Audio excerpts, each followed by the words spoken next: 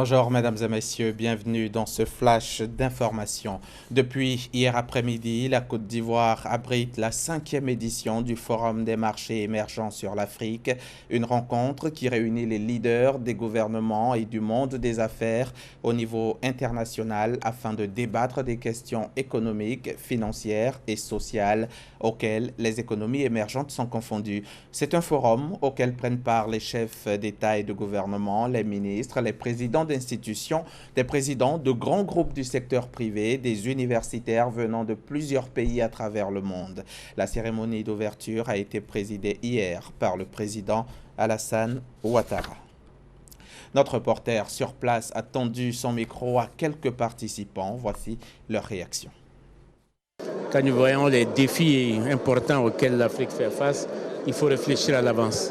Je pense aux jeunes, aux problèmes d'emploi, je pense aux problèmes de démographie, aux problèmes d'infrastructure de façon générale, aux problèmes d'urbanisation, mais aussi ces derniers temps, les grandes menaces comme le terrorisme et les différents attentats. Je crois qu'il est extrêmement important que des intelligences se mettent ensemble, en particulier ici en Côte d'Ivoire, pour qu'on réfléchisse sur l'avenir de l'Afrique. Il ne faut plus être surpris, les menaces sont connues, les défis sont réels et il faut absolument qu'on essaie de trouver les sillons, les chemins pour faire face à la situation.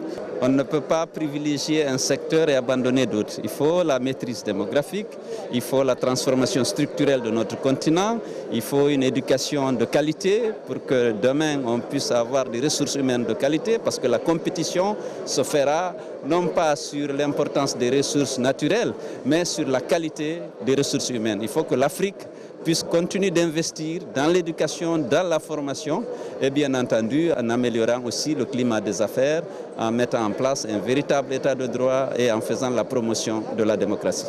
Je pense que le chef d'État a raison. Son exposé montre bien clairement qu'il faut voir d'autres horizons au plan économique. Je pense que c'est une heureuse intervention, celle du président de la République, en ce sens qu'il nous invite à une vision prospective, c'est-à-dire que nous devons anticiper sur ce que nous voulons devenir dans 60-40 ans. Et pour cela, comme il a si bien dit, il y a des éléments très importants, notamment la transformation de nos matières premières et je dirais aussi l'accumulation du capital humain à travers l'éducation. La lutte contre la tuberculose continue en Côte d'Ivoire et elle s'accentue. Cette année, l'accent est mis sur la prévention avec les bons gestes à adopter, notamment se couvrir la bouche pour tousser, se laver régulièrement les mains. Mais dans les cars de transport climatisés, l'exercice porte-t-il des fruits? Ce cadre hermétiquement fermé n'est-il pas un terrain propice à la propagation des maladies contagieuses? Élément de réponse dans l'édition de 13h. Depuis plusieurs jours, la situation se tend en Guyane où les manifestations de mécontentement de la population prennent un tour de plus en plus large. Une économie déséquilibrée, un fort taux de chômage, entre autres, sont à l'origine de revendications sociales multiples. Une grève générale est entamée ce lundi. En Russie, l'opposant russe Alexei Navalny et des centaines de ses partisans ont été interpellés dimanche 26 mars dans les manifestations anticorruption qui ont eu lieu dans tout le pays. Il s'agit des plus fortes mobilisations depuis 5 ans.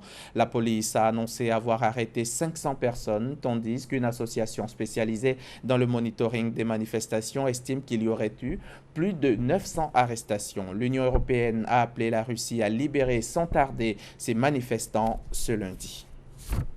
Au Japon, 6 lycéens ont été emportés par une avalanche et retrouvés inanimés ce lundi alors qu'ils participaient à une excursion d'alpinisme. 3 autres adolescents ont été blessés et 3 enseignants qui participaient à cette sortie n'avaient pu être contactés. Une cinquantaine d'élèves de 7 lycées participaient au voyage. L'avalanche s'est produite dans la ville de Nasu à environ 120 km au nord de Tokyo.